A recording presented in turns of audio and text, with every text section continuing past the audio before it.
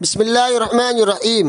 حضرت داؤد علیہ السلام حضرت عیسیٰ علیہ السلام سے تقریباً 1000 سال پہلے بنی اسرائیل میں حضرت داؤد علیہ السلام نبی بنا کر بھیجے گئے۔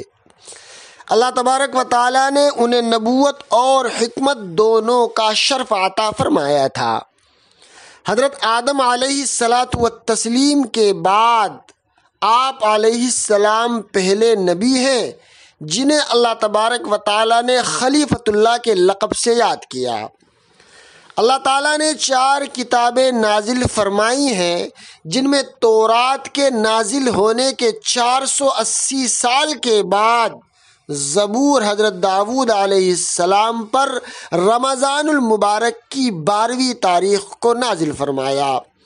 اس میں تورات کے مطابق احکام تھے، لیکن اس کا اکثر حصہ اللہ تبارک و تعالیٰ کی حمد و ثنا اور تسبیح پر مشتمل تھا۔ حضرت داؤد علیہ السلام کی آواز ایک زبردست معجزہ تھا۔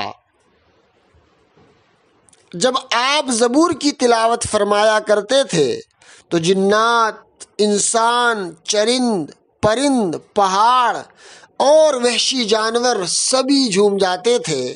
آپ علیہ السلام پرندوں کی بولیاں بھی سمجھتے تھے اور ان سے گفتگو بھی کیا کرتے تھے۔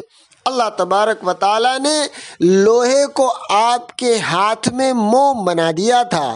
آپ علیہ السلام اپنے ہاتھوں سے لوہے کی زریں بناتے اور اسے بیچ کر اپنی زندگی کی تمام ضرورتیں پوری کیا کرتے تھے۔